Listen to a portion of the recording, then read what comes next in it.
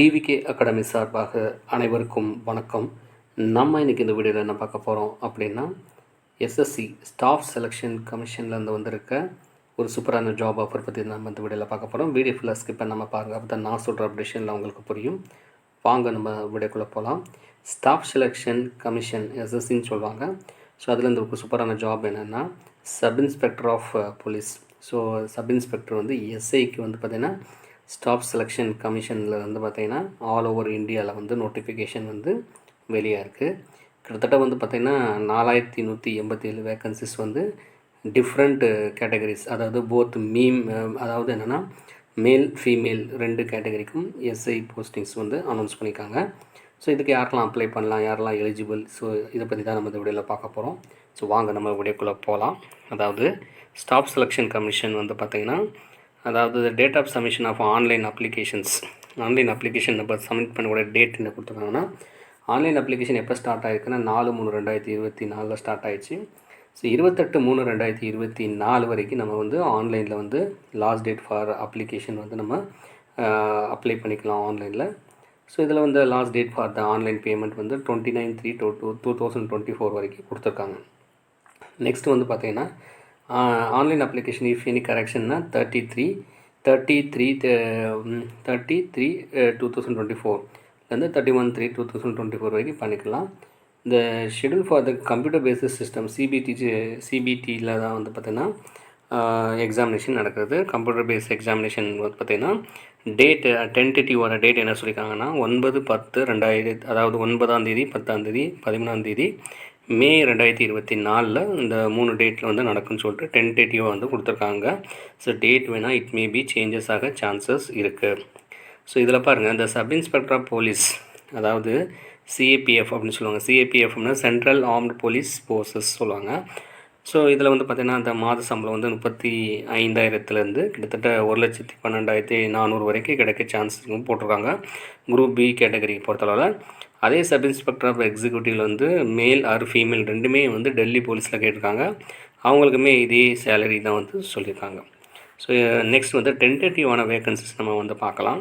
So first கேட்டகரிஸில் எடுத்துக்கிட்டிங்கன்னா டென்டேட்டிவான வேக்கன்சிஸில் வந்து 125 vacancies பார்த்தீங்கன்னா டெல்லி போலீஸில் எஸ்ஐயில் மேலில் கேட்டிருக்காங்க. ஸோ அது வந்து ஒவ்வொரு கேட்டகரிஸ்க்கு வந்து பிரிச்சிருக்காங்க. ஸோ எஸ்சி, எஸ்டி, ஓபிசிக்கு வந்து பிரிச்சுருக்காங்க. ஸோ டோட்டலாக மேல் கேண்டிடேட் பார்த்தீங்கன்னா டோட்டலாக வந்து பார்த்திங்கன்னா 125 வேக்கன்சிஸ்.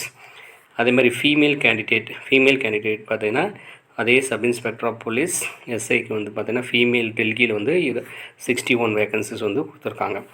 நெக்ஸ்ட் வந்து பார்த்தீங்கன்னா அதை சிஏபிஎஃப் சொன்னோம்ல, அது சப் இன்ஸ்பெக்டர் ஜிடியில் வந்து பார்த்திங்கன்னா சிஏபிஎஃப்பில்.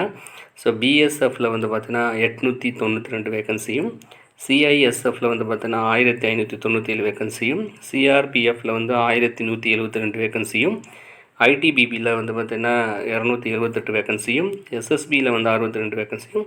ஸோ அது மொத்தம் ஒரு டோட்டலாக வந்து பார்த்தோன்னா 4187 வேக்கன்சிஸ் வந்து ஹியூஜ் வேக்கன்சிஸ் வந்து அனௌன்ஸ் பண்ணியிருக்காங்க. ரிசர்வேஷன் கேட்டகரிக்கு எஸ்சி, எஸ்டி, ஸோ இது ஓபிசி இவங்களுக்கெல்லாம் வந்து பார்த்திங்கன்னா அதுக்கேற்ற மாதிரி சீட் அலோகேஷன்ஸ் வந்து பண்ணியிருக்காங்க.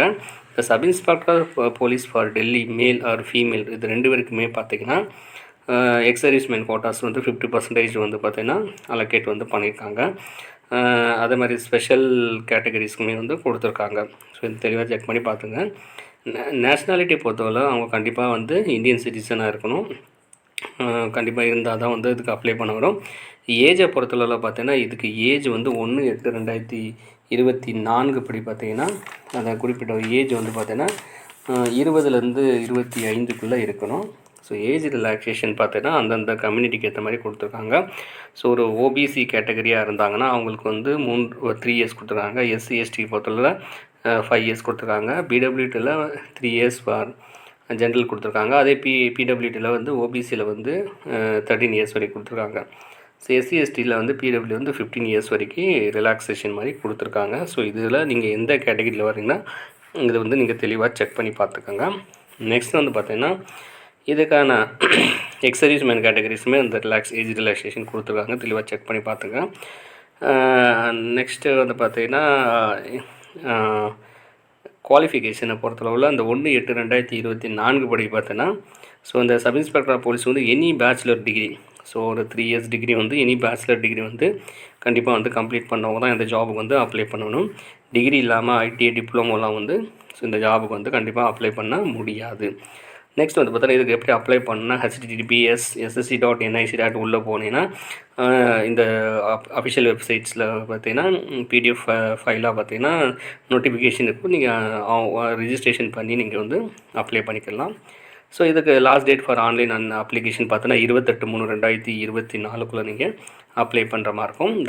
ஆன்லைனில் அப்ளை பண்ணக்கூடிய அப்ளிகேஷன் ஃபீஸை பொறுத்தளவில் பார்த்தோன்னா அதர்ஸ்க்கு வந்து பார்த்தோன்னா ₹100 வந்து நீங்கள் ஆன்லைனில் பே பண்ணுற மாதிரி இருக்கும். எஸ்சி எஸ்டி பிடபிள்யூடி இவங்களுக்கு வந்து பார்த்தீங்கன்னா எந்த விதமான ஃபீஸும் கிடையாது. ஃப்ரீயாகவே வந்து நம்ம ஆன்லைனில் வந்து அப்ளை பண்ணிக்கலாம்னு சொல்லிட்டு சொல்லியிருக்காங்க. ஏதாவது அப்ளிகேஷன் கரெக்ஷன்ஸ் இருந்ததுன்னா அந்த 30/3/2024 31/3 வரைக்கும் நீங்கள் பண்ணிக்கலாம்னு தெளிவாக வந்து சொல்லியிருக்காங்க. நெக்ஸ்ட் வந்து பார்த்திங்கன்னா இதுக்கான சென்டர் ஃபார் த எக்ஸாமினேஷன் எங்கெங்கே போட்டிருக்காங்க அப்படின்னா, ஸோ ஆல் ஓவர் இந்தியாவில் நடக்கிறதுனால பார்த்திங்கன்னா இது வந்து இந்த எக்ஸாமினேஷன் சென்டர்ஸ் வந்து பார்த்தீங்கன்னா நிறைய இடத்துல போட்டிருக்காங்க. கான்பூர், வாரணாசி, ஸோ இந்த மாதிரி நிறைய இடத்துல இருக்குது. ஸோ நம்மளை பொறுத்தவரை நமக்கு வந்து தமிழ்நாடில் வந்து எங்கே இருக்குதுன்னு பாருங்கள். ஸோ பெங்களூர், மைசூர் எல்லா இடத்துலையும் இருக்குது. தமிழ்நாடை பொறுத்தளவில் பார்த்தீங்கன்னா கீழே கொடுத்துருக்காங்க, செக் பண்ணிக்கோங்க.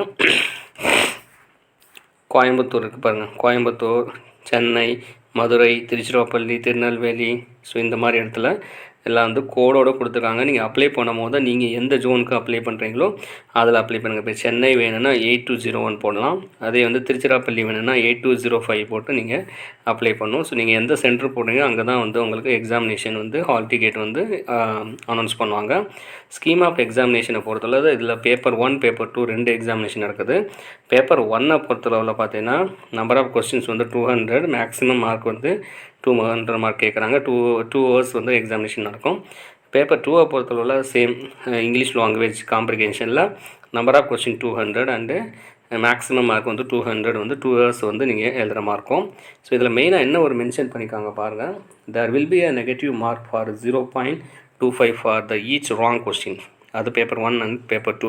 பேப்பர் 1 பேப்பர் 2 பொறுத்தளவில் அதாவது நீங்கள் தப்பாக எழுதுகிற ஒவ்வொரு கொஷினுக்கு வந்து 0.25 மார்க் வந்து ரெடியூஸ் பண்ணுவாங்கன்னு சொல்லிட்டு சொல்லியிருக்காங்க. ஸோ இது அதனால் வந்து நல்லா தெரிஞ்ச கொஷின்ஸ் மட்டும்தான் நீங்கள் வந்து வந்து ஆன்சர் பண்ணால் தான் உங்களுக்கு வந்து மார்க் வரும். ஸோ நெக்ஸ்ட் வந்து computer based examination paper 1 syllabus, paper 2 syllabus எல்லாமே கொடுத்துருக்காங்க. ஸோ இதுதான் மேக்ஸிமம் இந்த இதில் கொடுத்துருக்காங்க.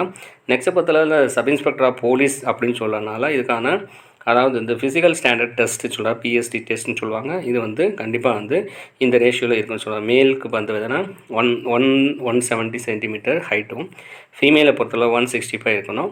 ஸோ அவங்களோட ஜஸ்ட்டு வந்து பார்த்திங்கன்னா அது எக்ஸ்பேண்டடில் என்ன ரேஷியோவில் இருக்குன்னு சொல்லிட்டு எல்லாமே கொடுத்துருக்காங்க. ஸோ அதே மாதிரி all belongs to schedule cost, அதாவது ஃபீமேல் கேண்டிடேட் எக்ஸப்ட், ஸோ இவங்களுக்குமே பார்த்தீங்கன்னா அந்த ஒவ்வொரு ஏஜ் அதாவது என்னென்னா அந்த ஹைட் வைஸாக வந்து கொடுத்துருக்காங்க. ஸோ நீங்கள் இந்த ஃபீமேலை பொறுத்தளவில் 155லேருந்து 157 இருந்தாலே ஆல்மோஸ்ட் வந்து எலிஜிபிள்னு சொல்லிட்டு போட்டுருவாங்க.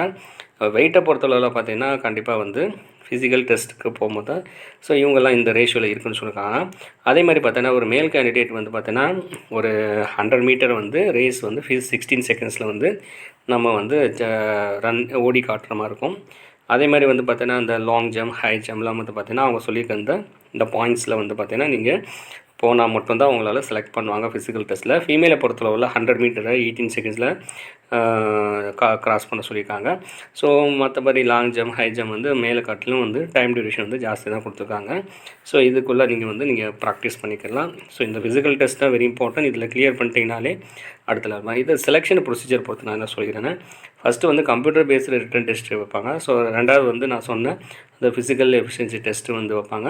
மூணாவது வந்து பார்த்திங்கன்னா உங்களுக்கு வந்து டாக்குமெண்ட் வெரிஃபிகேஷன்ஸ், ஸோ உங்கள் ஒரிஜினல் டாக்குமெண்ட்ஸ் வந்து செக் பண்ணுவாங்க. நாலாவது பார்த்தீங்கன்னா மெடிக்கல் எக்ஸாமினேஷன்ஸ், ஸோ வந்து நம்ம இந்த ஜாபுக்கு எலிஜிபிளா அப்படிங்கிறது மெடிக்கல் ஃபிட்னஸ் வந்து செக் பண்ணுவாங்க. ஸோ இந்த 4 கேட்டகரிஸ் தான் வந்து செலெக்ஷன் ப்ரொசீஜரில் வைக்கிறாங்க. ஸோ இதில் 4 செலக்ட் ஆகிட்டோம்னா கண்டிப்பாக நம்ம வந்து இந்த sub inspector of police for the staff selection commission மூலமாக நீங்கள் ஆல் ஓவர் இந்தியாவில் ஜாப் வந்து ஆல் ஓவர் இந்தியாவில் எந்த இடத்துலையும் ஜாப் வந்து உங்களுக்கு வந்து ஆர் செலக்டட்னா கண்டிப்பாக வந்து எந்த இடத்துல வேணால் ஜாப் போடுறதுக்கு வந்து சான்சஸ் இருக்குது.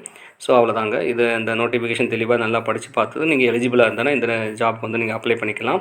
ஸோ இது சம்மந்தமாக ஏதாவது டவுட் இருந்தால் எனக்கு கமெண்ட் பாக்ஸில் கமெண்ட் பண்ணுங்கள். அடுத்த ஒரு நல்ல வீடியோவில் பார்க்கலாம். அது வரைக்கும் நன்றி, வணக்கம்.